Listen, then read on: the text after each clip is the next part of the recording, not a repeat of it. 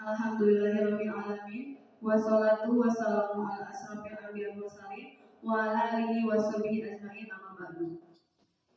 Selamat siang kepada Ibu Kepala Sekolah serta rekan-rekan guru yang saya hormati. Saya selaku pembawa acara Intan Binasrin, saya sangat senang dapat menjadi pembawa acara pada hari ini dalam acara diseminasi budaya positif pendidikan guru penggerak.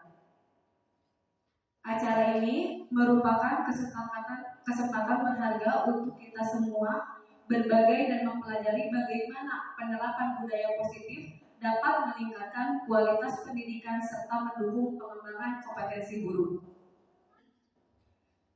Susunan acaranya yang akan saya sampaikan, yang pertama, pembukaan sekaligus sambutan dari Kepala Sekolah Ibu Haji. Yang kedua, diseminasi oleh Ibu calon guru penggerak Ibu Widayanti. Dan yang terakhir, penutup dan doa. Tanpa berlama-lama, mari kita mulai acara ini dengan pembukaan membaca basmalah bersama-sama. Untuk itu, kami persilakan kepada Ibu Kepala Sekolah untuk membuka acara ini sekaligus memberikan sambutan. Waktu dan tempat saya persilakan.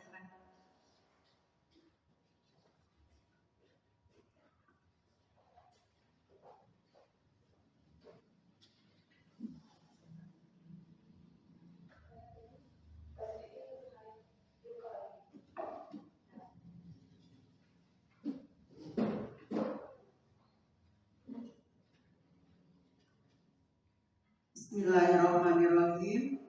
Assalamualaikum warahmatullahi wabarakatuh. Waalaikumsalam warahmatullahi wabarakatuh. Alhamdulillahilladzi hadana li hadza wa ma kunna linahtadiya laula an hadanallah. Asyhadu an la ilaha illallah wa asyhadu anna Muhammadan abduhu wa rasuluh.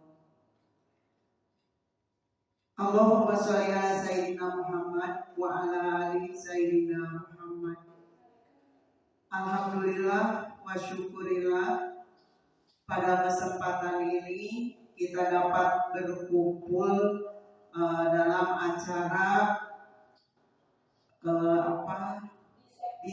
diseminasi budaya positif. Ini acaranya calon guru penggerak. Puji serta syukur senantiasa selalu kita panjatkan kehadirat Ilahi Robi. Sholawat serta salam semoga terlimpah curah kepada junjungan kita Nabi besar Muhammad Shallallahu Alaihi Wasallam.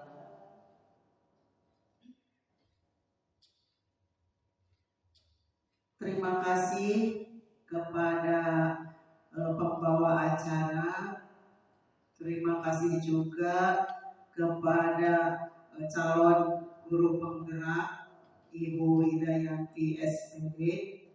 Terima kasih juga kepada Bapak dan Ibu guru SDN 3 Wanamekar yang sudah berkumpul di sini dalam keadaan sehat walafiat.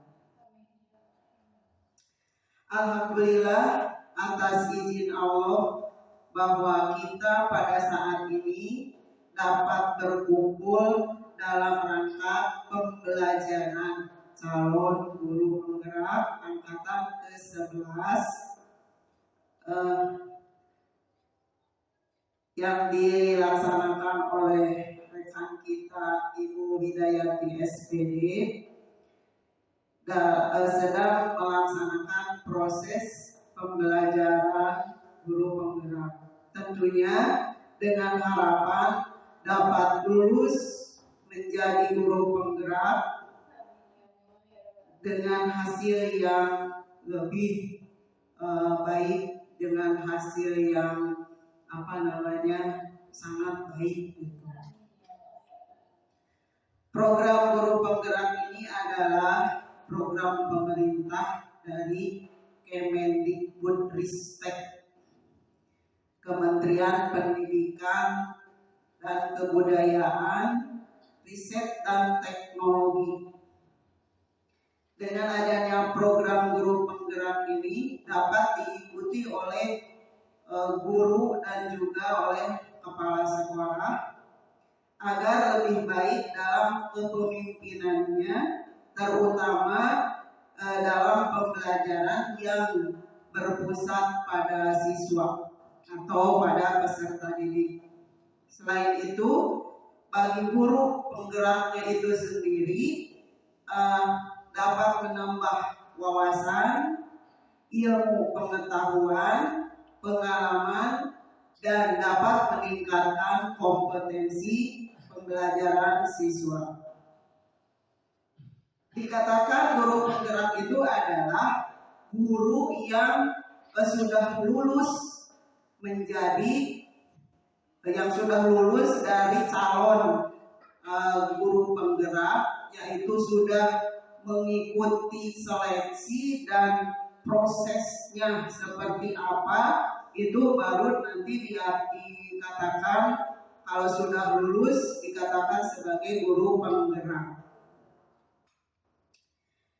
Nah, semoga ilmu yang didapatkan oleh calon guru penggerak ini ada manfaatnya bagi siswa atau peserta didik, juga bagi kita rekan-rekan guru semua, agar lebih memaksimalkan pembelajaran di sekolah kita, lebih mengaktifkan siswa untuk belajar lebih aktif, lebih kreatif. Itu harapan dari guru kita semua, harapan dari semua guru di SDN 3 Wanamekar ini.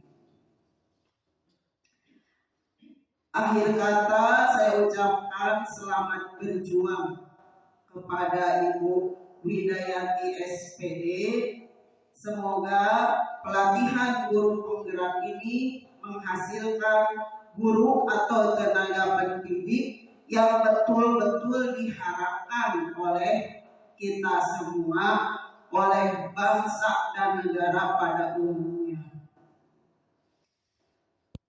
Sekian, terima kasih. Mohon maaf atas segala kekurangan. Billahi taufiq wal hidayah. Wassalamualaikum warahmatullahi wabarakatuh. Waalaikumsalam warahmatullahi wabarakatuh.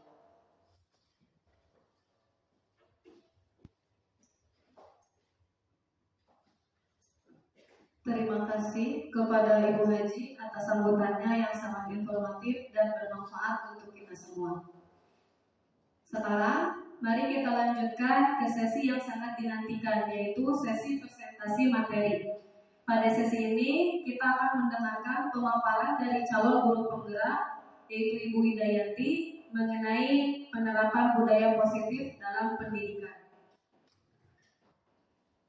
Untuk waktu dan tempat, saya silakan. Iya. Terima kasih kepada pembawa acara yang telah memberikan waktunya kepada saya untuk memulai acara diseminasi budaya positif ini. Bismillahirrahmanirrahim. Ibu Kepala Sekolah yang saya hormati, Bapak Ibu semuanya, rekan-rekan saya yang sangat saya hormati, alhamdulillahirobbilalamin, dengan mengucapkan Bismillahirrahmanirrahim dan mengucapkan Bismillahirrahmanirrahim, acara diseminasi budaya positif di sekolah akan segera saya mulai. Alhamdulillahirobbilalamin, ya Bapak Ibu, kita bersyukur kepada Allah Subhanahu wa Ta'ala bahwasanya pada hari ini kita semua bisa berkumpul di SDN 3 Wanamekar ini di siang hari yang tentunya Bapak Ibu yang tadinya sudah menjalankan aktivitas di kelas, tentunya meskipun keadaan Bapak Ibu tenaganya sudah berkuras, tapi mudah-mudahan masih bersemangat untuk mengikuti acara diseminasi ini. Tak lupa salawat serta salam semoga tetap tercurah limpahkan kepada Nabi kita Nabi Muhammad SAW yang telah memberikan syafaatnya kepada kita semua, yang telah memberikan pencerahan kepada kita semua. Alhamdulillahirrabbilalamin. Bagaimana kabarnya Bapak Ibu? Sehat semuanya? Alhamdulillah. Ya, sehat. Karena itu adalah yang kita harapkan dalam kehidupan. Jadi Bapak Ibu, kalau kita sehat berarti kita bebas ya melakukan aktivitas yang tentunya menjalankan peran kita di dunia ini. Baik Bapak Ibu, terima kasih sekali lagi atas waktu yang sudah disempatkan oleh Bapak Ibu semua untuk menghadiri acara diseminasi budaya positif. Ya.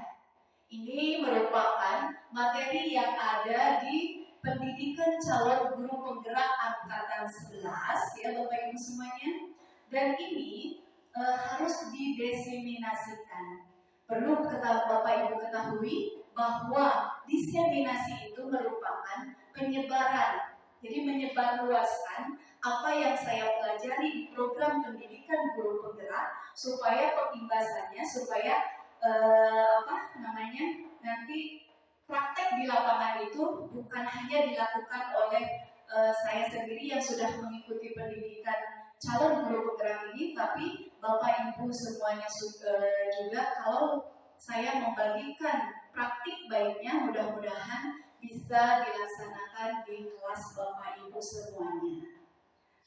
Oke, terima kasih Bapak Ibu. Nah ini adalah poin-poin penting yang dipelajari di dalam budaya positif. Ini saya pelajari di modul 1.4 ya Bapak Ibu. Kalau nggak salah ini perjalanan pendidikan calon guru penggerak menuju ke 2 bulannya. Alhamdulillah, saya bersyukur sekali Allah menempatkan saya pada titik ini karena yang saya alami setelah saya mengikuti pendidikan guru penggerak tentunya banyak sekali ilmu yang saya dapatkan.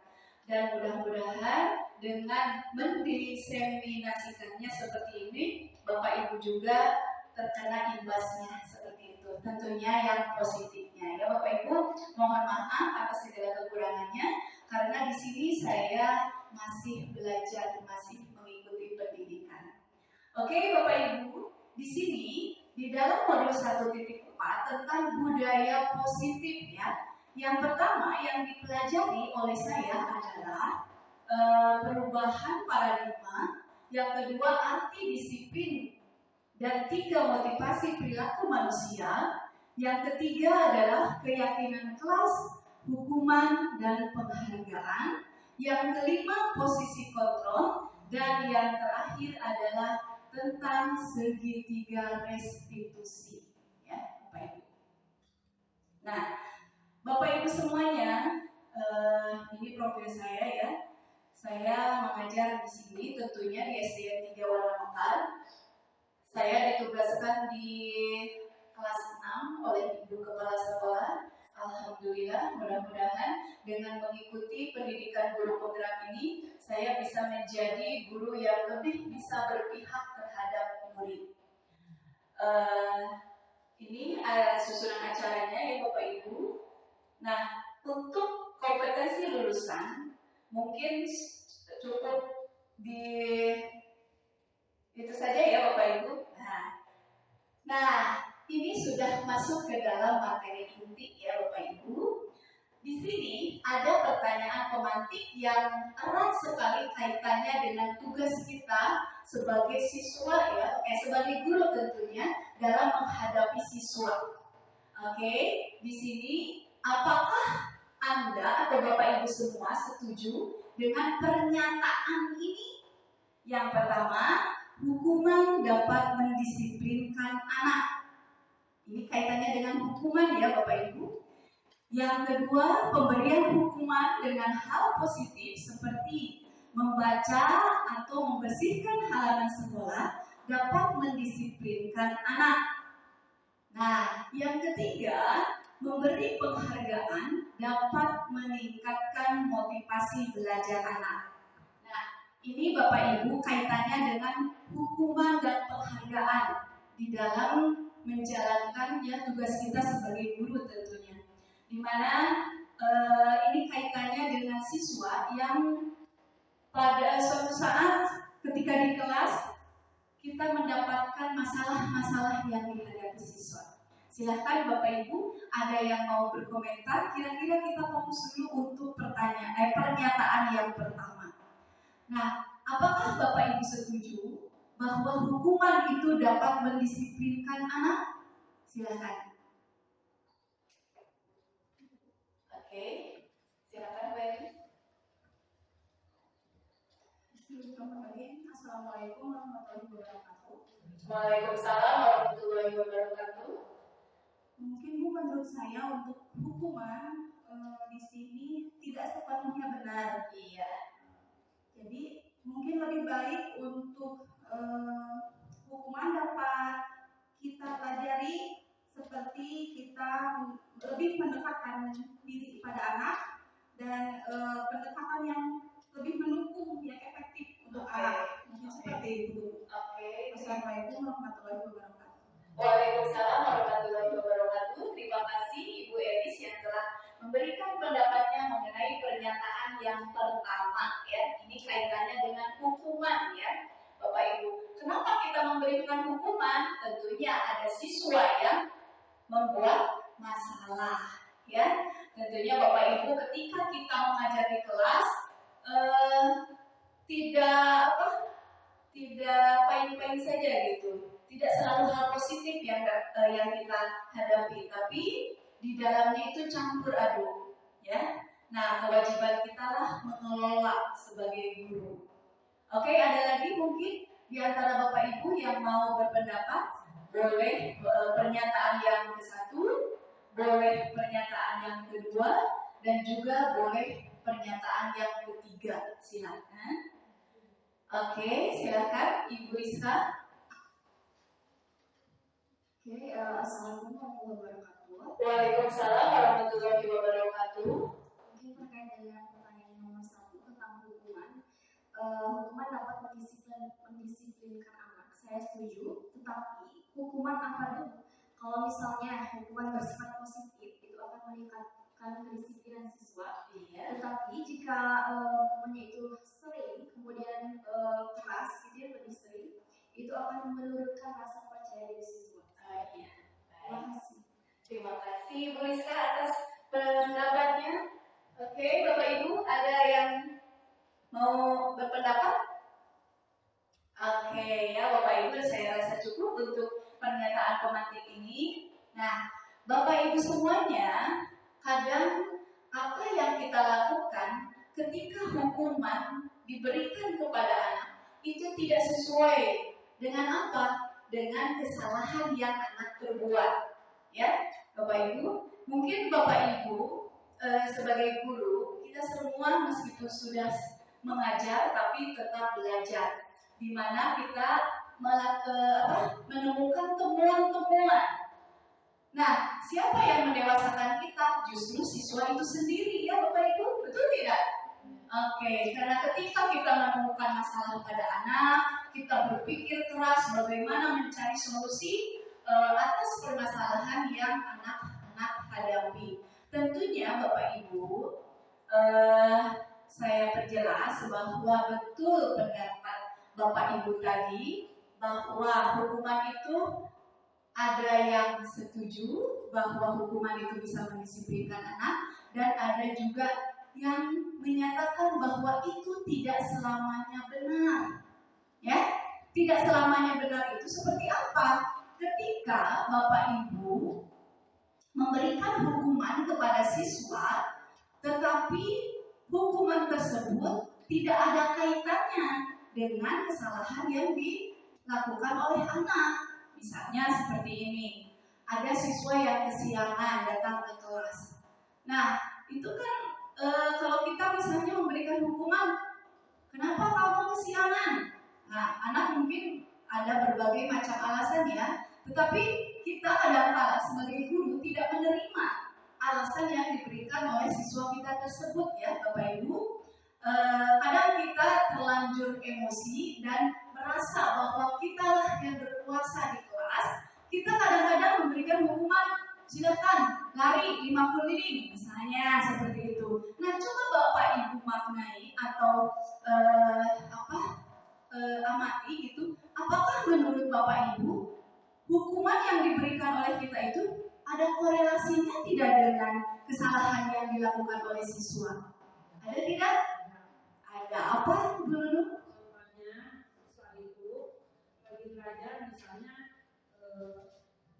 misalnya siswa itu kalau lagi belajar mengganggu temannya, misalnya dicoret-coret bukunya, tentu dikasih nasihat. Oke. Ya, jadi perlu diingatkan supaya tidak main-main lagi sama Betul ya. itu. Oke. Terima kasih Ibu Nunung atas pendapatnya. Itu tentunya peran kita sebagai meluruskan gitu, memperbaiki tindakan anak atau akhlak anak ya. Karena seperti yang Bapak Ibu ketahui, kita berada di kelas bukan hanya mengajarkan menghitung dan membaca saja kepada siswa kita, tetapi kita juga harus mendidik akhlaknya seperti apa ya Bapak Ibu, adabnya yang harus dikedepankan. Oke, Bapak Ibu semuanya, kita lanjut saja kepada disiplin positif dan nilai-nilai kebajikan universal. Oke, Bapak Ibu, di sini ada yang namanya perubahan paradigma. Kenapa di sini ada kepala tangan? Ya, ada kepala tangan. Saya sebelumnya sebelum menjelaskan ada apa di dalam perubahan paradigma ini, saya akan membagikan secari kertas terlebih dahulu kepada Bapak Ibu. Siapkan pulpennya ya Bapak Ibu, karena nanti Bapak Ibu di sini akan menuliskan sesuatu. Silakan.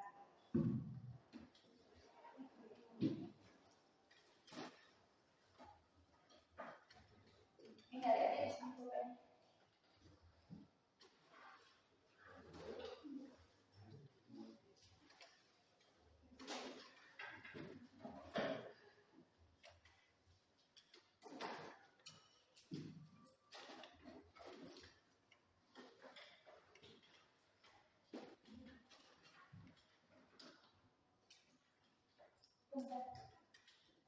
Ibu balik? Iya, siap. Oke. Baik Bapak Ibu, di sini coba Bapak Ibu perhatikan ada kepala tangan ya. Ini merupakan permainan yang ada kaitannya dengan materi ini ya, Bapak Ibu. Nah, di sini sebelumnya silahkan Bapak Ibu tuliskan di secari kertas itu benda yang sangat berharga menurut pemikiran Bapak Ibu semuanya. Silahkan tuliskan benda yang sangat berharga menurut Bapak Ibu. Silahkan dituliskan.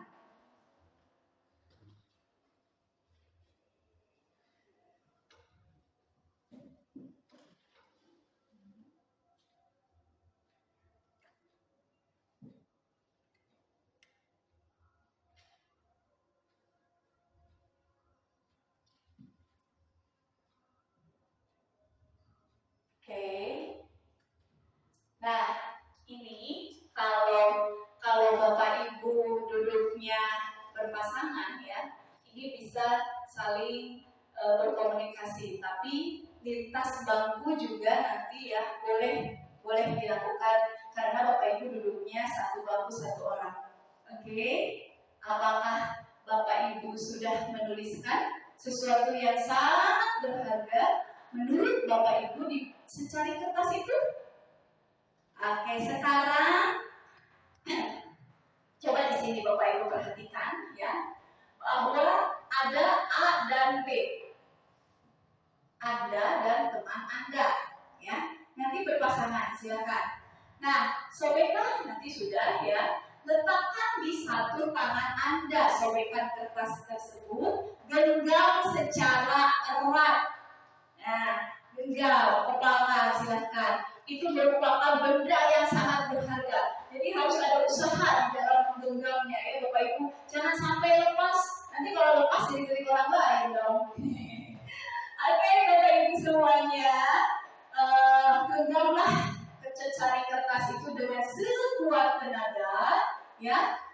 Nah, dengan berbagai cara, ini teman Anda akan mencoba sekuat tenaga, ya. Nah ini teman Anda yang si B akan mencoba dengan sekuat tenaga dengan berbagai cara untuk meminta Anda memberikan benda tersebut, ya, untuk memberikan benda tersebut. Jadi si B nanti sangat-sangat tertarik terhadap benda yang ada di genggaman Bapak Ibu. Ya, silahkan gunakan cara yang menurut Bapak Ibu sangat efektif. Tentunya ini disesuaikan dengan karakter Bapak Ibu semuanya. Ya, oke.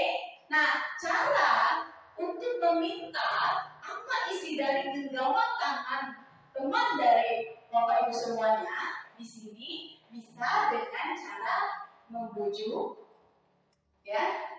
Ada juga dengan cara mengancam, ada juga menghardik. Menghardik itu balik amok-amokannya Bapak Ibu, balik otot-otot. Ada juga merayu, nah ini lebih halus lagi. Oke, ada juga menyuap. Kalau menyuap identiknya dengan apa? Dengan benda, ada uang, ada berbentuk materi ya, sebagai bentuk suapan. Nah, ada juga yang lainnya, silakan. Nanti Bapak Ibu sekarang mau siapa nih? Antara siapa dan siapa? Oke, mau Bu Intan sama Bu Rizka dulu. Bu Intan ya, kita jadikan contoh ini. Nah, untuk yang lainnya, oke. Dengan cara apa? Jadi Bu Intan yang megang tangannya ya, yang jadi si A-nya. Terus Bu Rizka yang menjadi si B-nya. Silakan Bu Rizka dengan sekuat tenaga ya. Mau dengan cara apa? Mau membujuk, mengancam, menghardik, merayu itu untuk bisa mendapatkan sampai berhasil apa sih yang ada di dalam genggaman tangan Bu Intan? Silahkan. Oke, ini Bapak Ibu bisa menyaksikan perjuangan Bu Rizka untuk mendapatkan sesuatu yang berharga bagi Bu Intan. Oke, Bu Intan. Iya. Saya tahu benda yang Ibu Intan tulis itu berharga. Tapi bagaimana kalau saya ganti dengan benda yang lebih berharga? Apakah itu bentuk cara apa ya Bapak Ibu? Halus tapi ya begitu. Apakah kita lihat apakah Bu Intan dulu dengan begitu saja? Tapi maaf Bu Rizka, yang saya pegang ini lebih berharga daripada apa yang orang lain punya. Berharga seberharga apa gitu, paling berharga jadi gak bisa. Kita bilang, apakah Bu Rizka memiliki usaha lain untuk bisa mendapatkan apa yang berharga bagi Bu Intan?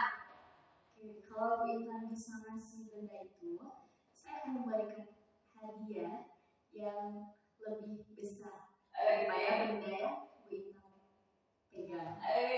Ini sebagai bentuk suapan ya Bapak Ibu. Nah ini sudah mengacu ke hal-hal yang negatif ya. Gimana Bu Intan? Apakah Bu Intan dulu katanya seberharga apa benda yang ada di genggaman Bu Intan itu, tapi Bu Rizka bersedia menggantinya dengan sesuatu yang sangat berharga lagi. Sekali lagi maaf Bu Rizka, saya tidak bisa memberikan apa yang sudah saya pegang kepada orang lain karena saya mempunyai pendirian yang teguh. Apa yang saya pegang tidak bisa didapatkan oleh orang lain. Aduh. Menyerahkan sampai di sini Bu Rizka. Silakan, ada usaha lainnya mau dikerahkan oleh Bu Rizka? Oke, baiklah. Karena memang sudah saya kerahkan semua bujukan saya. Mungkin emang tidak bisa diganti. bikin saya menyerah saja. Oh, menyerah. Oke, tepuk tangan untuk Rinta dan Rizka. Oke, terima kasih ya. Di sini kita coba, barangkali ada Bapak Ibu yang berani mengganti sesuatu hal yang berharga itu. Ini mengacunya kepada fenomena yang terjadi di luar sana. Ya, tentunya. Silakan Bu Eli sama Pak Maman mau. Siapa yang jadi si A? Pak Maman. Silakan. Bu Eli di sini tugasnya sebagai sesuatu yang menginginkan benda yang ada di genggaman Pak Maman tersebut, ya. Pak Maman. Bapak, Iya, nggak apa-apa. Iya, nggak apa-apa. Bahasa ibu kan itu ya, Bu ya? Pak, manawi ya tuh biasa di kaabih itu kita anu dina panangan Bapak insya Allah aya gentosna. Aduh, apunten pisan berisnya arti ieu barang teh. Lamun dia tanpa apes mah bakal seret. Nu ieu mah barangna itulah sanes materi ieu tapi apunten pisan. Iya. Coba dengan cara yang Atuh Pak lah. Wios ge digentosana anu langkung-langkung. Cobi kadiekeun kitu eta benda anu dina panangan Bapak. Oke, coba lihat ekspresi wajah Bu Eli sudah mulai memanas ya Bapak Ibu dibandingkan dengan yang tadi. Apunten pisan jadi jangan sekali deui. Mohon maaf ya sebesar-besarnya. Murah atunya aduh.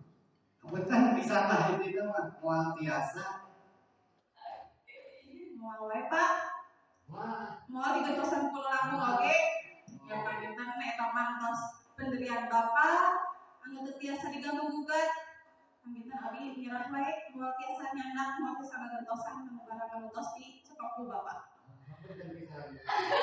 Oke, tepuk tangan kepada kita kasih aplaus bagi Bu Elis dan Pak Maman. Terima kasih Bapak Ibu semuanya. Ini hanya sekedar kegiatan ya yang nantinya akan merubah paradigma atau cara berpikir Bapak Ibu ketika tadi Bapak Ibu sudah berusaha untuk mendapatkan sesuatu yang Bapak Ibu inginkan dari seseorang ya. Nah, apa yang terjadi? Ternyata kenyataan yang berbicara ya Bapak Ibu, kita tidak bisa memaksakan apa yang kita inginkan kepada orang lain. Tapi terkadang Bapak Ibu, karena kita di sini sebagai guru ada berbagai macam pemikiran atau ilusi ya, di mana di sini ada ilusi guru sebagai mengontrol murid, jadi kita merasa berhak atas murid kita di kelas ya. Nah yang kedua ilusi bahwa kritik dan membuat orang merasa bersalah dapat menguatkan karakter. Jadi nanti bagaimana cara kita menangani masalah yang dihadapi anak, kadang-kadang kalau kita tidak dijejali dengan ilmunya, itu akan sesuai dengan karakter kita sebagai guru ya Bapak Ibu. Nah yang ketiga, ilusi bahwa semua penguatan positif efektif itu dapat bermanfaat. Jadi apapun yang kita lakukan, baik itu hukuman atau penghargaan yang diberikan kepada siswa kita ini memiliki pemikiran bahwa oh itu mah memang efektif gitu ya dan sangat bermanfaat. Nah yang terakhir, ilusi bahwa orang dewasa memiliki hak untuk memaksa. Nah tapi tadi alhamdulillah ya tidak ada yang menghardik. Kalau menghardik itu gini ya Bapak Ibu, sambil lewat untuk bahasa orang mah. Ya, bentar, kadang-kadang abi hayang. Seperti itu ya Bapak Ibu menghardik. Nah itu juga seringkali kita lakukan terhadap peserta didik ya Bapak Ibu semuanya. Nah baik itu hanya sekedar penguatan paradigma tentang bagaimana cara Bapak Ibu memperlakukan murid-murid kita. Oke, untuk selanjutnya ada topik dalam eksplorasi konsep ya. Nah ini tadi sudah dijelaskan ada 6 topik di awal 1 sampai 6 ya. Bapak Ibu, yang pertama adalah nilai-nilai kebajikan universal. Ada nilai-nilai kebajikan, nilai-nilai kebaikan. Kalau kebajikan itu fokusnya kepada apa? Hal-hal yang positif ya Bapak Ibu. Nah, baik Bapak Ibu semuanya, silahkan sekarang, karena di dalam modul ini kita membahas tentang disiplin positif. Tentunya Bapak Ibu sebelum melangkah ke hal yang lebih dalam lagi harus tahu dulu disiplin itu apa sih? Nah, ini kan tentunya tidak aneh di telinga kita ya Bapak Ibu, disiplin itu. Tapi kadang-kadang kalau kita disuruh mendefinisikan disiplin itu apa sih sebenarnya? Nah, itu harus kita pahami terlebih dahulu secara detail, secara mendalam, supaya kita bisa apa? Bisa menerapkan sesuatu yang memang disiplin kepada peserta didik kita. Oke, silahkan sekarang. Mungkin nih di antara Bapak Ibu ada yang mau berpendapat. Apa sih disiplin itu? Oke. Menurut dulu ya, Bu Rizka, mohon maaf nanti bisa bergantian. Disiplin itu mentaati peraturan yang ada di instansi. Oke, bagus. Mentaati ya. Jadi silakan dikasih ke Bu Rizka, mohon maaf. Hampir Bu Rizka, ya. seperti Bu Reno, saya disiplin itu adalah kemampuan mengendalikan diri dan bertindak sesuai dengan aturan. Oke, baik Bapak Ibu semuanya. Ada yang berpendapat lagi tentang disiplin teh naon sih? Pokok kurang teh digadang-gadang disampaikan kepada siswa. Nah, harus disiplin. Nah, ketika kita menanyakan inti dari disiplin itu sikap atau tindakan seperti apa? Ada mungkin satu lagi di antara Bapak Ibu yang mau berpendapat, naon sih disiplin teh? Seperti itu. Oke, silakan. Ada yang lainnya? Oke, Bu Intan, terima kasih. Silakan. Menurut saya disiplin itu juga ya, selain dari taat, patuh terhadap tanggung jawabnya. Jadi harus benar-benar disiplin dengan tanggung jawabnya. Ya, terima kasih Bapak Ibu semuanya atas pendapat-pendapat yang menjelaskan tentang definisi disiplin ya. Betul apa yang dikatakan oleh Bapak Ibu semuanya, bahwa disiplin itu tentunya mengacunya kepada patuh, taat, ya. Nah, di sini juga dijelaskan ya, untuk lebih jelasnya berasal dari bahasa Latin, di mana disiplin itu artinya ada kaitannya dengan belajar. Oke ya, belajar dalam hal ke arah yang lebih positif ya Bapak Ibu. Nah, disiplin diri membuat orang menggali potensinya menuju sebuah tujuan apa yang dia hargai.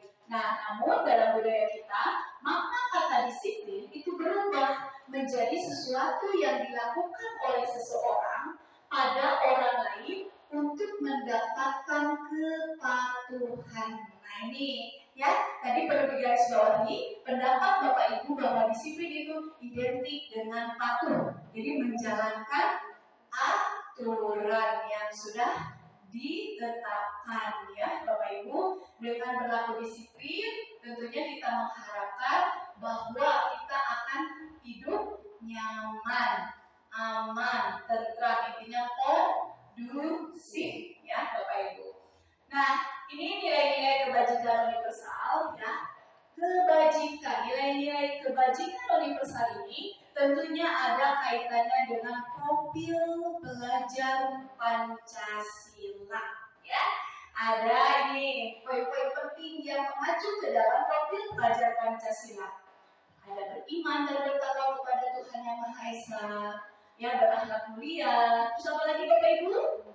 Oke, terus bernalar kritis. dan kreatif ya. Nah itu kalau di kurikulum kurikulum Merdeka ya, tentunya ini sudah tidak asing lagi, di mana di sekolah kita sudah 4 kelas ya yang sudah menjalankan kurikulum Merdeka ini. Kalau saya dengan kelas 3 Ibu Nunung kebetulan masih menjalankan kurikulum 2013. Oke, materi selanjutnya yang dibahas di dalam eksplorasi konsep modul 1.4 ini yaitu tentang teori motivasi, hukuman, dan penghargaan. Ya, nah Bapak Ibu, di sini ada yang namanya teori motivasi perilaku manusia. Motivasi kaitannya dengan apa? Motivasi itu apa?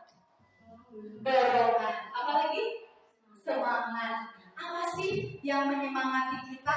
Apa sih yang mendasari kita melakukan sesuatu? Nah, di sini Bapak Ibu, ketika siswa melakukan berbagai macam tindakan, itu datangnya ada yang dari eksternal.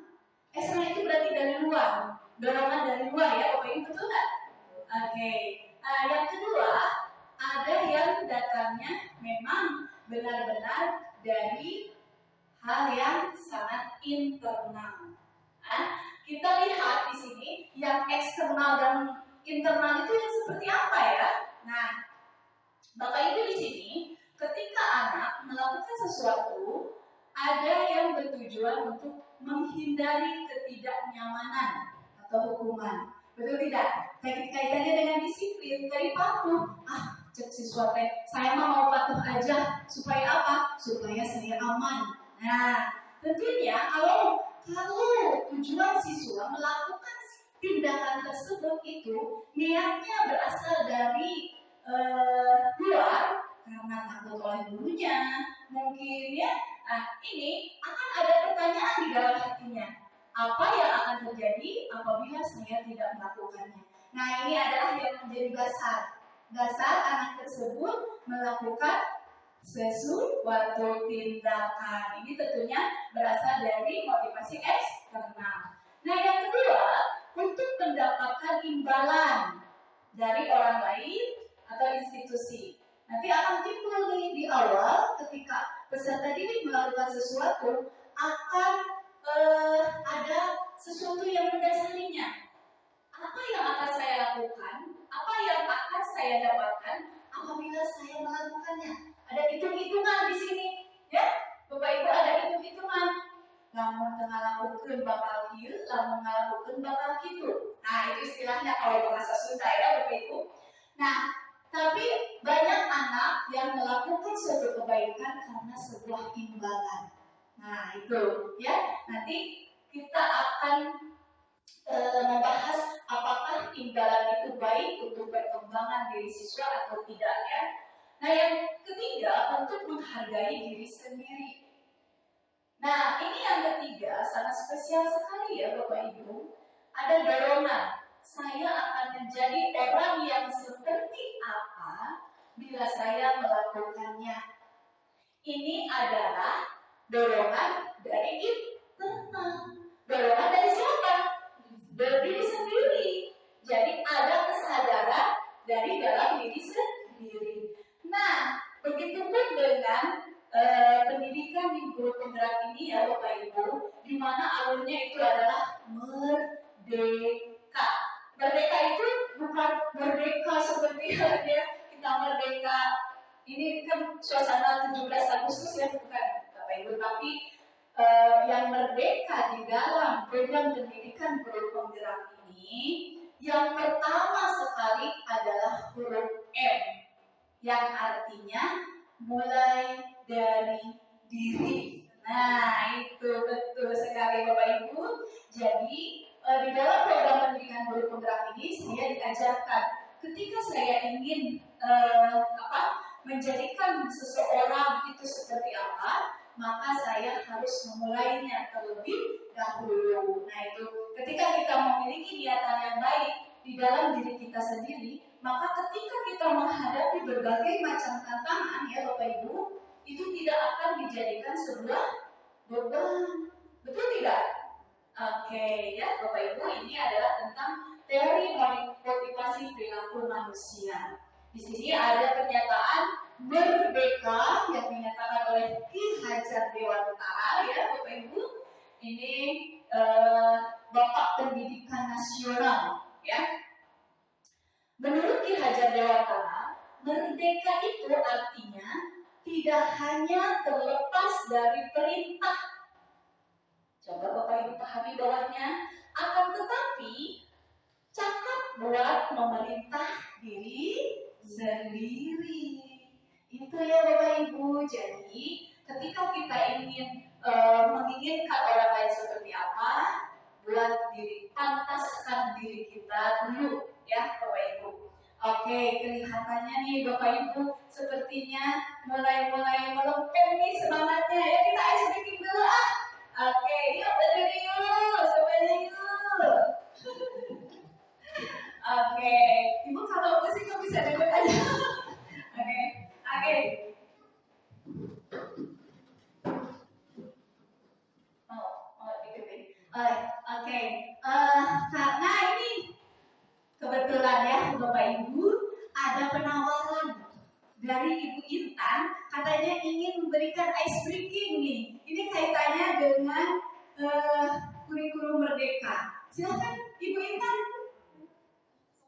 Oke, yuk, gimana yuk? Oh, susah pakainya. Karena di format ada apa ya ice breaking biasanya kita pakai. Saya dulu ya. Yang lebih keras. Ya. Pelajar Pancasila beriman. Ya. Oke.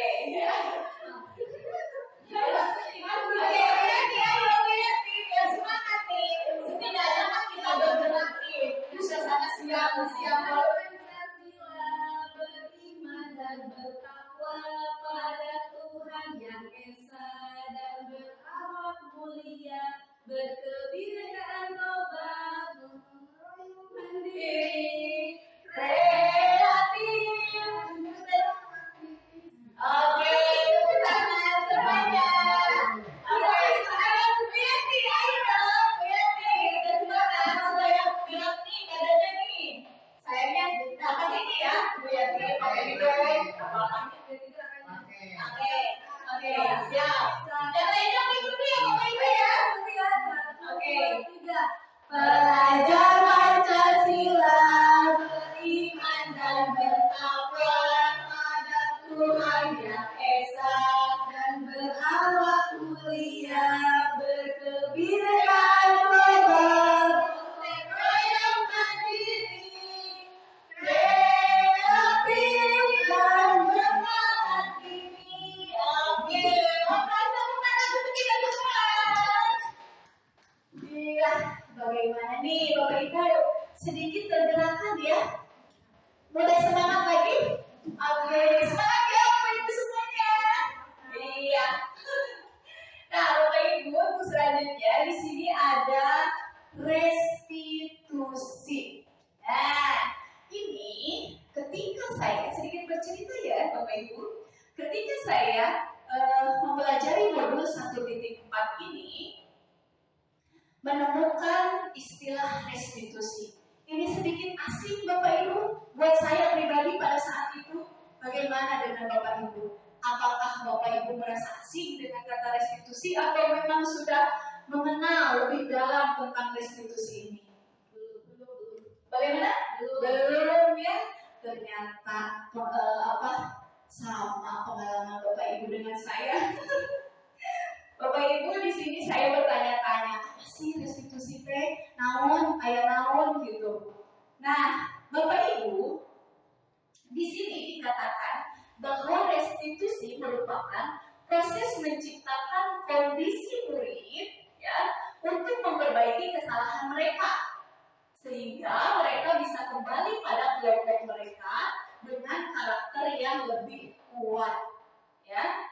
Nah, restitusi juga merupakan proses kolaboratif. Sini ada kerjasama ya Bapak antara siapa dengan siapa nanti kita bahas. Proses kolaboratif yang mengajarkan murid untuk mencari solusi untuk masalah mereka. Ya, seperti apa yang mereka ingin menjadi atau tujuan kuliah dan bagaimana mereka harus memperlakukan orang lain. Ini menurut dosen pada tahun 2024. Ya, nah sebelum saya menjelaskan atau memberi contoh yang lainnya, di sini perlu Bapak Ibu ketahui bahwa ada 9 ciri dari restitusi ini. Dengan mengetahui ciri-ciri restitusi ini, setidaknya Bapak Ibu nanti akan membukakan pengetahuan Bapak Ibu tentang apa sih itu restitusi. Nah, yang pertama Bapak Ibu, di sini satu, bukan untuk menebus kesalahan, namun untuk apa? Belajar dari kesalahan. Ya, yang kedua, ciri-ciri restitusi ini adalah memperbaiki hubungan. Yang ketiga, tawaran bukan paksaan. 4, restitusi menuntut untuk melihat ke dalam diri. Ya, jadi nanti tidak ada rasa menyalahkan orang lain, tapi melihat lebih ke introspeksi diri. Nah, restitusi juga mencari kebutuhan standar yang mendasari tindakan, ya Bapak Ibu. Nah, merupakan juga cara yang paling baik. Cara yang paling baik itu apa? Untuk mengatasi, menyikapi, menindaklanjuti masalah-masalah yang apa? Dihadapi oleh para siswa tentunya, ya Bapak Ibu. Ini coba digarisbawahi, restitusi ini hanya fokus pada solusi, ya. Jadi jangan terlalu mempermasalahkan terus saja diungkit-ungkit masalahnya tanpa memberikan solusi yang berarti, ya. Nah, yang terakhir, restitusi ini mengembalikan murid yang berbuat salah pada kelompoknya, ya. Nah, itu restitusi. Nah, nanti di akhir Bapak Ibu akan dijelaskan kembali tentang bagian dari restitusi, yaitu adanya segitiga restitusi. Tapi Bapak Ibu, sebelum kita membahas ke arah yang lebih jauh tentang segitiga restitusi, di sini ada yang namanya keyakinan kelas. Pernah mendengar? Pernah. Contohnya, keyakinan kelas itu apa? Bu Yati? Oke, siap Bu Yati. Ayo. Keyakinan kelas. Bismillahirrahmanirrahim. Assalamualaikum warahmatullahi wabarakatuh. Waalaikumsalam warahmatullahi wabarakatuh. Yang saya tahu adalah keyakinan kelas itu di kelas antara dengan siswa dengan guru, iya. Membuat keyakinan kelas yang harus dilaksanakan oleh siswa itu. Jadi kalau tidak melaksanakan, jadi membuat keyakinan itu bersama-sama antara siswa. Nanti kalau siswanya yang melanggar, ada hukumannya. Itu tergantung dari keyakinan antara guru dan peserta didik. Oke, terima kasih Ibu Yati, sangat baik sekali ya pernyataannya. Ada yang lainnya? Oke, Bapak Ibu ya, keyakinan kelas. Nah, keyakinan kelas betul apa yang diungkapkan oleh Ibu Yati, bahwa keyakinan kelas itu siapa yang membuat, bukan aturan yang dibuat oleh guru tentunya, tapi semua yang harus dipatuhi. Yang dibuat oleh siapa? Oleh guru dan siswa tersebut. Lalu ketika keyakinan kelas itu sudah dibuat, siapa yang harus mematuhi? Apakah guru saja atau siswa saja? Dua-duanya, karena itu merupakan kesepakatan. Kalau tahun kemarin ya, Bapak Ibu yang saya pahami ini, maaf dikoreksi saja bila salah. Kalau yang kebetulan saya masih kurikulum 2013, saya tapi sedikit memahami tentang tentang kesepakatan kelas. Nah itu, ya, ada kesepakatan kelas di kelas Bapak Ibu semuanya saya melihat terpampang di dinding yang namanya kesepakatan kelas. Nah Bapak Ibu, kalau zaman dahulu ya kesepakatan kelas itu sama dengan apa? Aturan, ya, iya, tata tertib, betul Ibu Nunung, tata tertib. Nah, kalau sekarang ada sesuatu, kan di sini perubahan paradigma ya, Bapak Ibu, perubahan pemikiran, penemuan-penemuan yang ditemukan oleh para ahli di dunia pendidikan ya. Kesepakatan kelas itu ada yang lebih halus lagi, ada yang lebih positif lagi, yang diterapkan kepada peserta didik kita. Namanya apa? Ya ini yang namanya keyakinan kelas. Ya, kalau aturan atau kesepakatan itu hanya sebuah aturan yang harus dilaksanakan. Anak itu cenderung motivasi dari eksternal.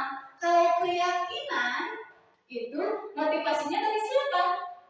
Dari diri sendiri. Apa yang diyakini oleh siswa? Diyakini apanya?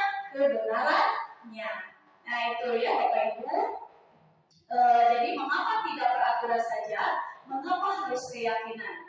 Jadi supaya untuk mendukung motivasi intrinsik. Nah, keyakinan kelas ini nantinya yang diterapkan lalu disepakati oleh kedua belah pihak, semua penghuni kelas atau sekolah ya. Ini nanti ada manfaatnya itu untuk mendukung motivasi intrinsik, kembali ke nilai-nilai keyakinan, lebih menggerakkan seseorang dibandingkan mengikuti serangkaian peraturan. Karena tadi sudah ada motivasi internal, sudah ada kesadaran dari diri siswa itu sendiri. Oke Bapak Ibu semuanya, di sini bisa Bapak Ibu lihat ada peraturan kelas, ada keyakinan kelas, ada lingkungan positif, dan ada budaya positif. Tentunya ini sangat berkaitan ya. Kalau kita hanya melakukan peraturan kelas, maka budaya positif yang dihasilkan ini hanya segini saja ruang lingkupnya.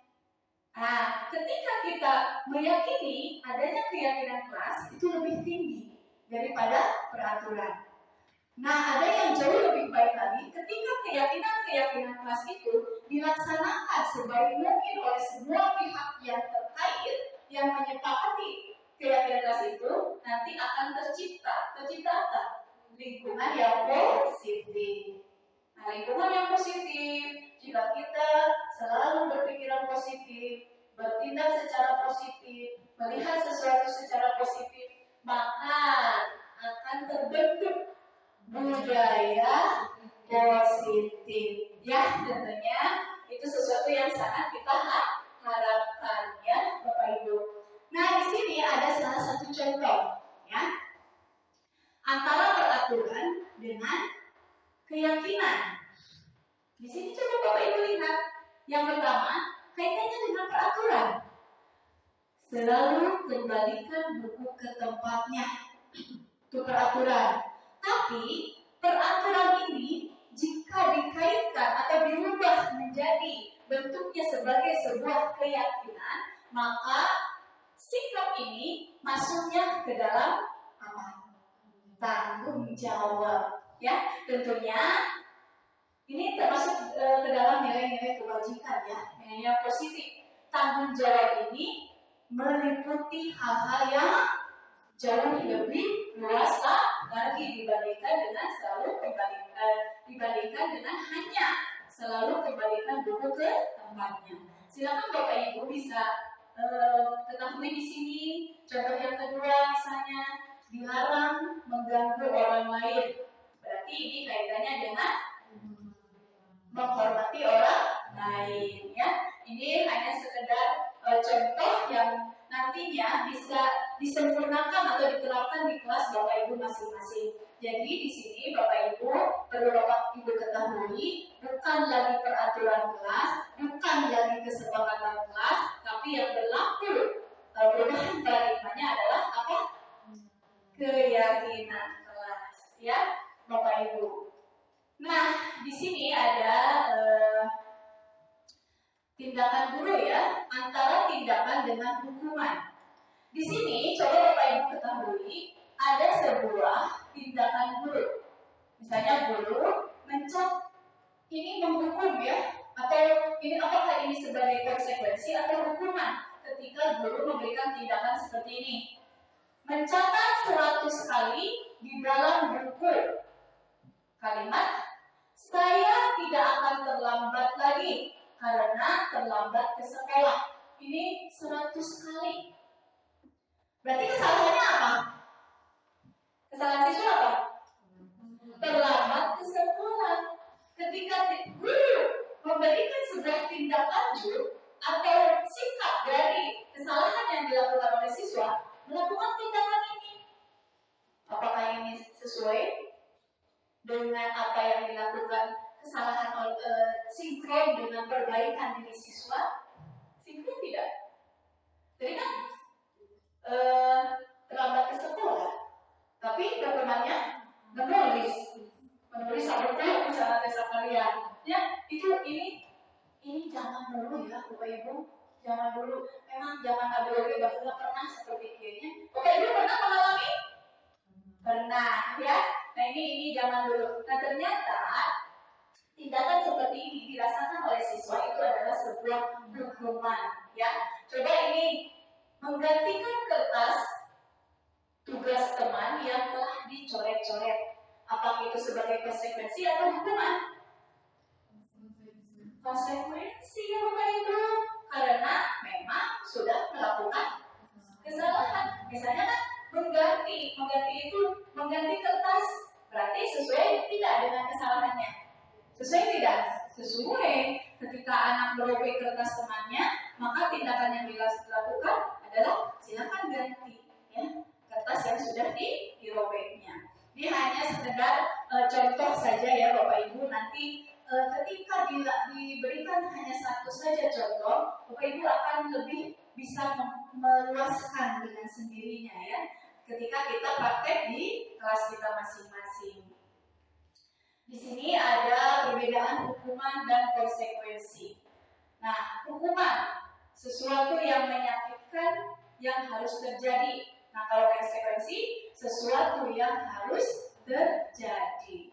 Ini sekilas saja ya Bapak Ibu semuanya. Di sini ada hal lain yang dipelajari di dalam modul 1.4 ini, bahwa ada 5 kebutuhan manusia. Yang pertama apa?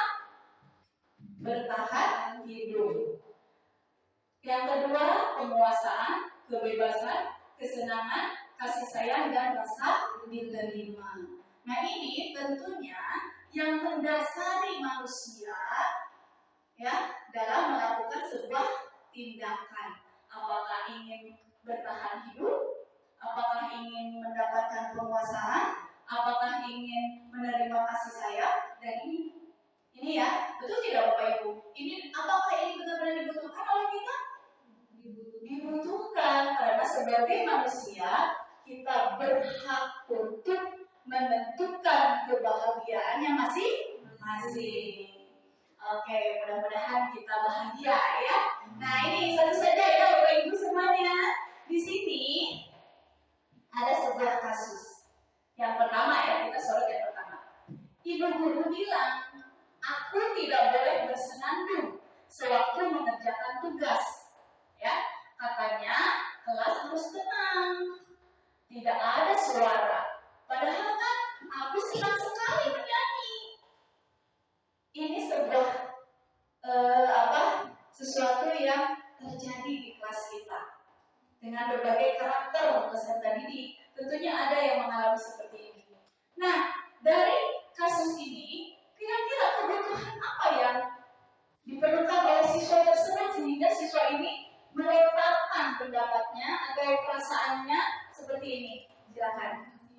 Oke, gimana Bu Intan? Kebutuhan sosial, ya, di mana anak ini merasa ingin mengekspresikan dirinya, ya, tanpa harus dikekang. Oke, Bapak Ibu semuanya, di sini ada 5 posisi kontrol guru di sekolah.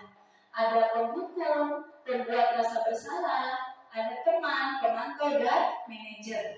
Ya, ini Bapak Ibu saya akan memperlihatkan satu video yang berkaitan dengan posisi guru sebagai penghukum.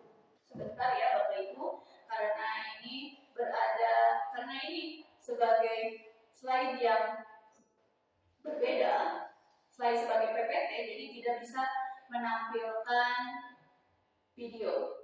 Saya coba untuk memutar ya, silahkan Bapak Ibu tonton.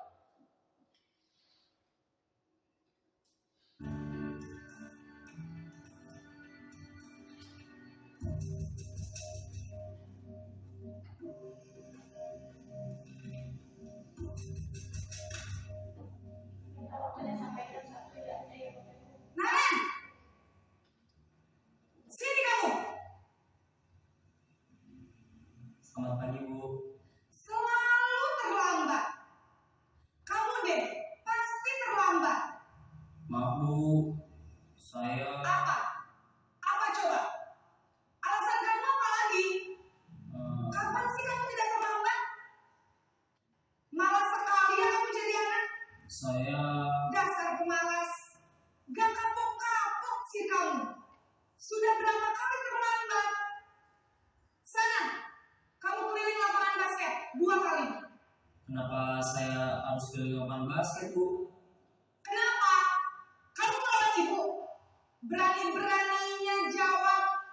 Sudah terlambat, masih berani jawab pula. Sekarang, keliling lapangan basket 5 kali sekalian. Biar kapok. Cepat. Pergi sana ke lapangan basket. Oke, Bapak Ibu ya, itu merupakan contoh video yang berkaitan dengan posisi kontrol guru sebagai penghukum, ya. Posisi kontrol guru sebagai penghukum. Nah, setelah Bapak Ibu melihat video tadi, kira-kira apa yang ada di pikiran Bapak Ibu? Apakah tindakan guru yang sudah diberikan kepada peserta didiknya itu sudah sesuai dengan kesalahan yang dilakukannya? Jadi kan terlambat datang, tapi disuruh apa hukumannya? Iya, lari di lapangan. Bahkan sampai 5 keliling katanya Bapak Ibu ya. Ini merupakan posisi kontrol guru sebagai penghukum. Nah, nanti saya akan jelaskan ya Bapak Ibu, ketika di sini ya, ketika guru memposisikan dirinya sebagai penghukum, maka ya gaya bicaranya itu seperti tadi yang Bapak Ibu lihat, menghardik, amok-amokan, ya. Dan ketika anak diperlakukan seperti itu, meskipun sudah berbuat kesalahan, maka hasil yang didapatkan nanti anak akan memberontak, ya. Anak akan memberontak di sini, ya. Memberontak, menyalahkan orang lain dan berbohong. Ini tentunya tidak diharapkan bagi kita sebagai guru ya. Dan nanti dampak yang pada murid itu, murid senantiasa akan mengulangi kesalahan mereka lagi, ya. Nah, ada posisi kontrol yang kedua yaitu pembuat merasa bersalah. Oke, di sini silahkan Bapak Ibu amati, bisa tonton videonya.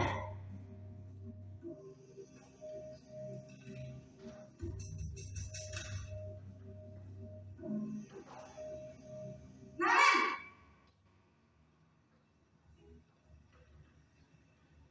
Selamat pagi, Bu. Naren, kamu kenapa terlambat lagi, nak? Ya Tuhan, Naren, kamu senang ya bikin ibu susah ya? Kalau kamu terlambat lagi, nanti ibu yang ditegur bapak kepala sekolah, nak. Disangka ibu tidak bisa membina kamu. Duh, gimana ini? Maaf, Bu. Duh, Gusti Naren, kamu suka ya kalau ibu tegur bapak kepala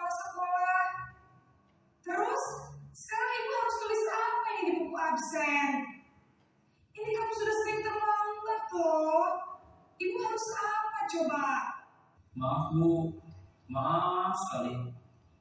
Ya sudah, lain kali jangan bikin ibu susah lagi ya nak ya. Ibu tidak akan kuat lagi kalau kamu begini terus. Bisa jantungan kalau ibu ditegur bapak kepala sekolah. Sana cepat ke kelas. Maaf ya Bu, maaf sekali. Nah, ini Bapak Ibu adalah contoh tindakan ya, yang dimana guru pada saat itu memposisikan sebagai pembuat rasa bersalah. Ya. Anak itu merasa bersalah, jadi anak itu kena mental ketika ditindaklanjuti kesalahan oleh gurunya, ya. Dimana anak itu akan coba ini Bapak Ibu di sini ada pembuat rasa bersalah. Nanti tadi juga dipahami oleh Bapak Ibu tindakan guru seperti apa, berceramah dan mengatakan ya tadi seharusnya kamu ini begini dan mengatakan ibu kecewa sekali ya. Nah ini akan merasa anak menjadi rendah diri ya, rendah diri. Nah Bapak Ibu di sini posisi penghukum dan pembuat rasa bersalah ini merupakan identitas gagal. Identitas gagal karena tindakan yang dilakukan oleh guru ketika guru memposisikan sebagai penghukum dan pembuat orang merasa bersalah itu akan memberikan dampak yang negatif terhadap peserta didik. Ada contoh yang lainnya, di sini ada posisi teman. Sebentar ya Bapak Ibu, saya perlihatkan contoh posisi guru yang memposisikannya sebagai teman itu seperti apa.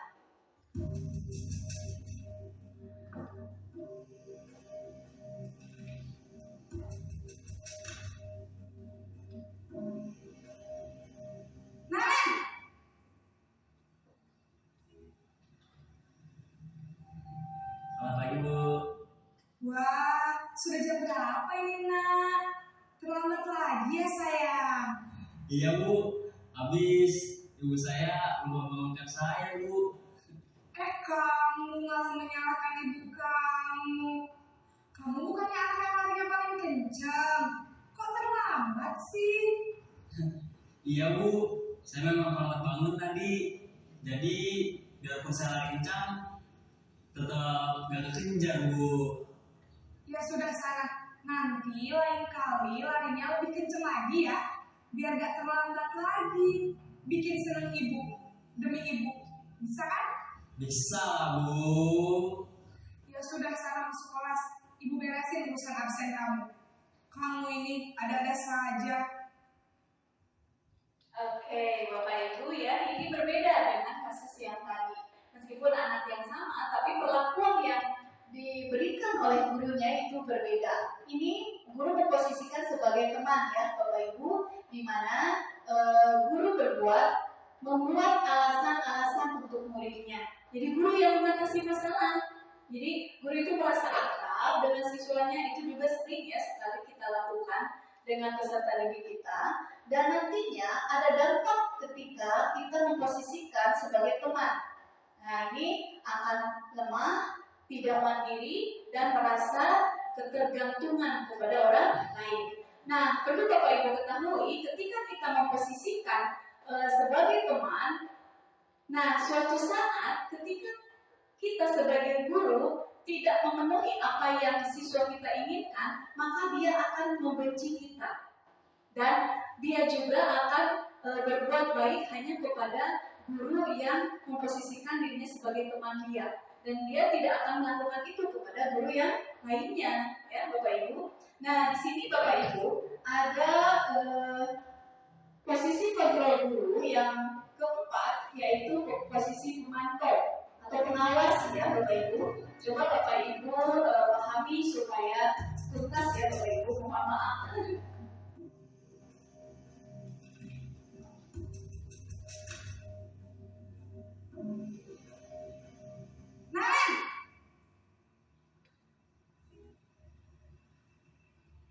Selamat pagi Bu.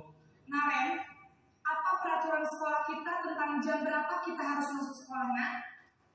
kita harus di sekolah jam 7, Bu. Iya betul, sekarang sudah jam 7.20. Naren sudah tahu konsekuensinya jika terlambat hadir. Paham, Bu. Saya harus tinggal kelas pas jam istirahat selama 20 menit. Iya benar, konsekuensinya demikian. Jadi nanti jam 9.30 pas istirahat, kamu harus tinggal di kelas, kerjakan tugas tambahan untuk ketertinggalan kamu, ya? Baik, Bu. Nah, itu Bapak Ibu, posisi pemantau atau pengawas. Kalau posisi pemantau itu lebih takut terhadap aturan, ya Bapak Ibu, konsekuensi ini. Jadi ketika murid melakukan apa, maka dia akan mendapatkan apa. Ketika murid tidak melakukan apa, maka dia akan mendapatkan konsekuensi atau hukumannya seperti apa. Nah, ini Bapak Ibu ya, beda dengan posisi penghukum dan pembuat rasa bersalah. Kalau posisi teman dan pemantau ini sudah masuk ke dalam identitas berhasil atau sukses.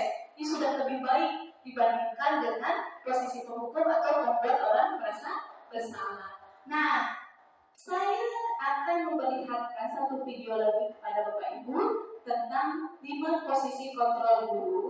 Silahkan disimak ya Bapak Ibu.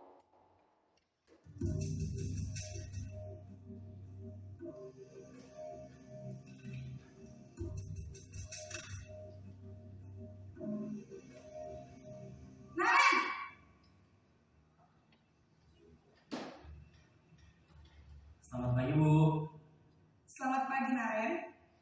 Maaf, Bu. Saya terlambat. Iya, sekolah masuknya jam 7, sekarang sudah jam 7.20. Jadi sekarang bagaimana ini Naren?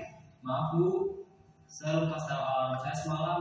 Baiklah, menurut kamu, keyakinan sekolah yang mana yang perlu kamu tingkatkan? Menghargai diri sendiri dan orang lain mungkin ya, Bu. Setuju. Jadi, apakah Naren meyakini prinsip saling menghormati tersebut? Iya, Bu. Saya meyakininya. Apakah Naren bersedia memperbaiki masalah keterlambatan ini? Bersedia, Bu. Bagaimana kamu akan perbaiki masalah keterlambatan ini? Saya akan coba untuk tidak lupa menyetel alarm saya, Bu. Baik, kalau Naren lupa menyetel alarm di rumah, ada orang yang kira-kira bisa bantu mengingatkan tidak? Ada, Bu. Kakak saya, Kak Emma. Ada lagi selain Kak Emma? Selain Kak Emma, ada ibu saya. Baik, jadi yang mengingatkan Naren adalah Kak Emma dan ibu kamu ya? Kira-kira akan mulai set alarm kapan ya Naren? Setelah pulang sekolah, akan segera saya lakukan. Baik, jadi Naren akan setel alarm untuk bangun besok pagi dan akan diingatkan oleh kakak dan ibunda Naren ya? Ada lagi yang mungkin perlu dilakukan Naren? Agar tidak terlambat bangun lagi. Tidak ada, Bu. Baik Naren, terima kasih untuk kerjasama kamu. Sekarang kamu perlu kembali ke kelas untuk belajar. Baik, Bu. Terima kasih. Oke, itu Bapak Ibu ya, posisi kontrol guru yang terakhir. Ini posisi kontrol guru yang terakhir adalah sebagai manajer. Jadi ketika siswa melakukan kesalahan, nah kita memposisikan diri kita sebagai manajer, tidak langsung fokus terhadap masalahnya. Jadi kita telusuri terlebih dahulu, kenapa anak bisa berbuat seperti itu. Dengan mengajukan pertanyaan pemantik, kita menggali kesalahan apa yang sudah menyadarkan ya. Ini tujuannya menyadarkan peserta didik mengapa dia sampai berbuat seperti itu, alasannya seperti apa, dan disuguhkan pertanyaan-pertanyaan yang lainnya, mengapa dan bagaimana dia bisa memperbaiki kesalahannya. Ini posisi kontrol guru yang paling ideal ya Bapak Ibu. Nah, itu Bapak Ibu ya. Jadi Bapak Ibu kira-kira setelah melihat ini semua, posisi kontrol apa yang sudah dilakukan oleh kita sebagai pendidik ya Bapak Ibu? Ada yang mau berkomentar sedikit tentang apa yang dilihat dari video tadi? Apakah Bapak Ibu sudah pernah memposisikan di kelima posisi kontrol guru tersebut? Iya, pernah. Bahkan saya juga ya Bapak Ibu, ini sedikit bercerita tentang saya mengikuti pendidikan. Ketika saya melihat semua video tentang musik kontrol guru, saya sampai tertuh gitu, ya Allah, ini semua pernah saya lakukan, dari mulai penghubung, dari mulai membuat rasa bersalah, merangkul, menjadi teman, bahkan sebagai manajer. Ya, ternyata ada yang lebih efektif untuk menyadarkan siswa dan harga diri siswa itu tetap aman. Ya, Bapak Ibu. Nah, itu tentang posisi kontrol dulu. Nah, sekarang yang terakhir Bapak Ibu, ada konsep segitiga restitusi, ya, konsep segitiga restitusi. Seperti tadi, ketika kita mendapatkan masalah, bagaimana cara kita menindaklanjuti, ya, menindaklanjuti permasalahan yang dihadapi oleh siswa kita. Nah, tentunya dalam menjalankan restitusi ini ada segitiga restitusi. Ini tahapan-tahapannya ya Bapak Ibu. Tahapan-tahapannya ya. Ini pemateri ini juga harus ini berpacu dengan waktu ya. Yang pertama adalah, sisi yang pertama adalah menstabilkan identitas. Ya, jadi ada hal yang tidak fokus terhadap masalahnya, tidak terlalu menyalahkan siswa gitu, tapi kita menguatkan dulu hatinya terlebih dahulu, ya, harga dirinya diposisikan di posisi yang aman terlebih dahulu sebelum mereka digali, ya, mereka menyelesaikan atau mencari solusi dari permasalahan yang mereka hadapi. Dengan cara apa? Sisi yang kedua, yaitu validasi kebutuhan. Ya, validasi kebutuhan nanti dicari, ditanyakan sebagai berbagai macam pertanyaan pemantik atau rangsangan yang disuruhkan oleh guru, ya, untuk memvalidasi, menindaklanjuti, menggali lebih dalam lagi mengapa anak bisa sampai melakukan sebuah kesalahan. Nah, yang terakhir adalah menanyakan keyakinan. Nah, mengapa saya membahas tentang pentingnya adanya keyakinan? Jadi, keyakinan ini sangat penting, ya, dibuat di kelas Bapak Ibu masing-masing. Untuk apa? Sebagai pengingat atau batasan-batasan dari tindakan-tindakan yang dilakukan oleh para siswa, ya. Bapak Ibu, sedikit saya akan memperlihatkan praktik baik yang sudah saya lakukan tentang segitiga restitusi. Ini dilakukan oleh saya di kelas saya sendiri, ya. Ini saya jelaskan dulu topik permasalahannya. Di sini ada murid saya yang bernama Negerma, ya. Saya mendapatkan laporan dari Ibu Rizka, guru bahasa Inggrisnya. Ternyata ketika Bu Rizka mengajar di kelas 6, Bu Rizka itu mendapatkan Erma tertidur di kelas. Dan akhirnya Bu Rizka melapor kepada saya karena saya sebagai wali kelas 6, ya. Dan pada saat itu saya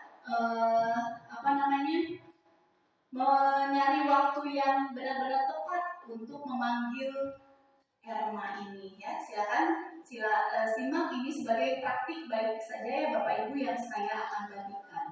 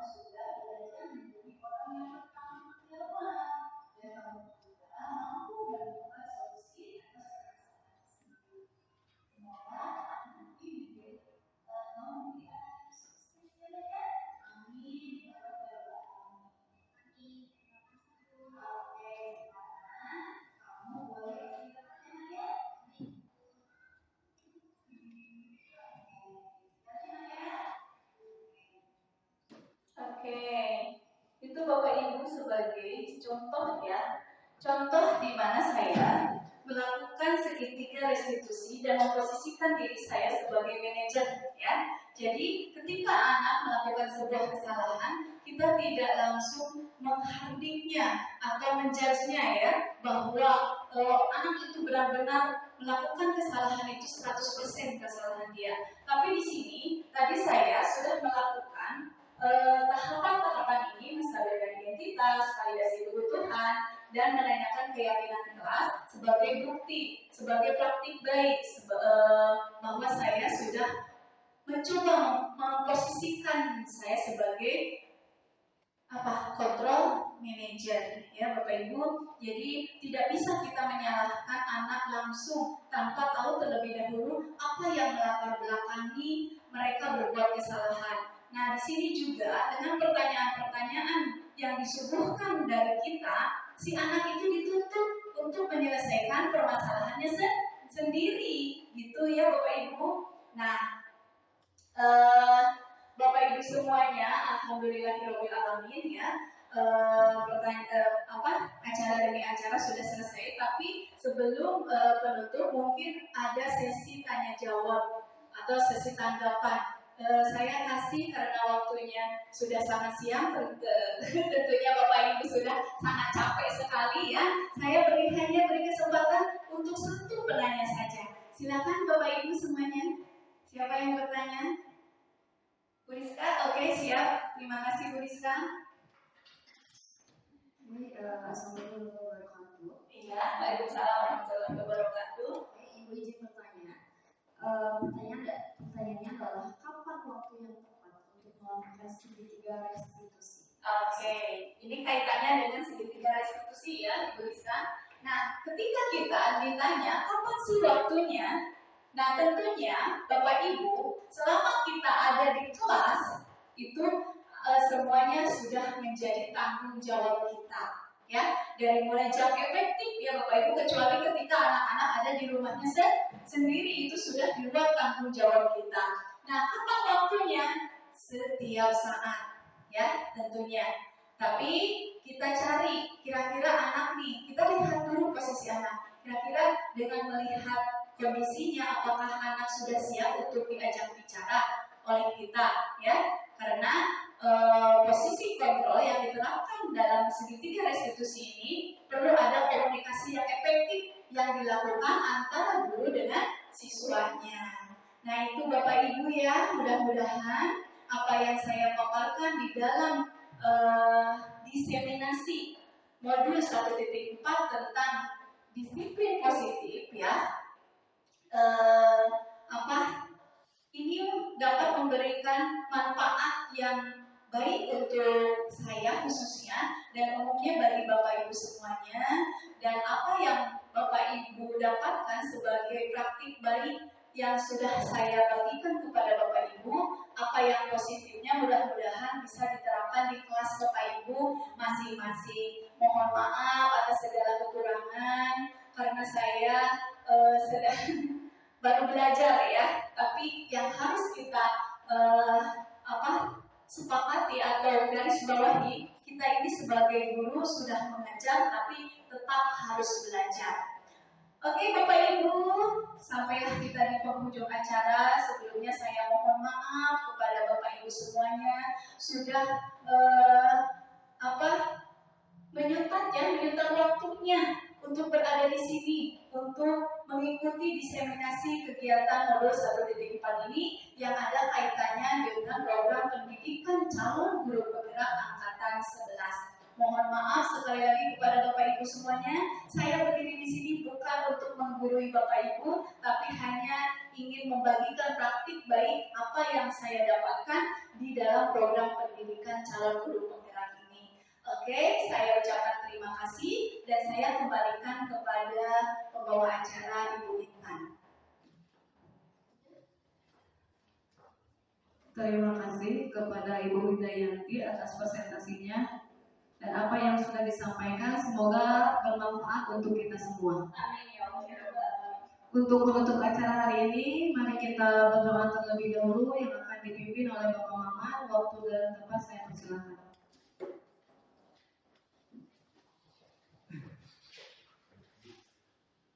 Assalamualaikum warahmatullahi wabarakatuh. Waalaikumsalam warahmatullahi wabarakatuh. Mari kita sejenak berdoa meminta kepada Allah dalam acara CPP. Kita berdoa dengan dimulai dengan membacakan istighfar. Astagfirullahaladzim. Allahumma sholli wa sallim wa barik ala sayyidina amin ya Allah ya rabbal alamin. Allahumma qfirli wa li walidayya warhamhuma kama rabbayani shaghira. Allahumma ya Allah, dengan rahmat-Mu rahimmu, berilah kami kesehatan, berilah kemudahan urusan kami dalam menjalankan segala aktivitas kami. Ya Allah ya Rahman ya Rahim. Dengan petunjuk-Mu dan pertolongan-Mu, alhamdulillah acara untuk hari ini kami berada dalam keadaan sehat walafiat dan berjalan dengan lancar. Ya Allah ya Rahman ya Rahim, permudahkanlah apa-apa urusan kami yang akan datang. Berikanlah kami kesehatan dan jembatkanlah rezeki kami dalam menghadapi kegiatan atau hidup ini. Amin ya Allah ya Rahman.